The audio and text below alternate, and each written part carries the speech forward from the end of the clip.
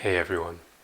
For today's video, I want to talk to you about why it's okay to take a path less traveled. Now, I know that out there in society and with your friends and family, there's a lot of peer pressure to take certain paths in life. For instance, I remember when I was in high school, everyone said you should go straight from high school to a university. But I actually went the route of going high school to junior college, then to university. And I'm very glad that I took that route, even though at the time I remember it did make some of my peers think kind of less of me. They thought that it was a weird route to take and that it must have meant I was dumb or something, or that my family had less money.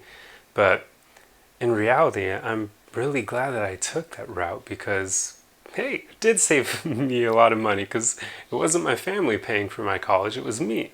So I was able to take out way less in loans, and I mean way less, by going the junior college route. So I was really glad that I took that path, even though it was less traveled. And another thing I noticed is going from junior college to university really matures you. There was something about it where it really forced me to grow and kind of feel more like an adult. Because I remember when I went to university for the last 2 years, the friends that I made, all of us were pretty much transfer students, so we all went to junior colleges first, and we all were somewhat more mature than our colleagues. It was interesting. We thought differently than they did, and in some ways university almost felt like high school 2.0 for a lot of people, but for us transfer students it didn't. It felt more like we were there with purpose, like we were aiming to finish our majors and then go off and do our thing, start a career. So I really was glad that I took that path, even though it was the less traveled path. So the whole point I'm getting at with this story is to tell you that don't judge your life based on what other people tell you that you should be doing. It's okay to take a path that isn't as traveled as the others, especially if it's more inclined with you and what you want.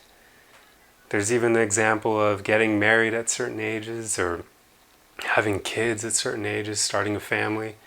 Do all those things in your own time. You don't need to follow what everyone else is doing, especially if it doesn't speak to you, if it's not what you want to do. I mean, another example of this is in the future, like, I want to start a few businesses of my own because I just do not like working for other people. I've always felt this way. And that's definitely a path that's less traveled because it's super risky and the odds are stacked against you, and 90% of small businesses fail, and that statistic exists for a reason. It's true. 90% of small businesses do fail because it's a really difficult path to take. But I'm going to take it anyway. I mean, it suits me and it's what I want. So figure out what suits you and what you want, and then go out there and get it. And don't worry if it's a path that not as many people take. All you need to do is find somebody who's done it before and learn from them and what they did, and then do it yourself. And don't even worry if your friends, your family, or whoever else judges you for it. If it sits right with you and it speaks to you, live it and own it. Anyway, I hope this video helped you, and I'll see you guys in the next one. Arrivederci.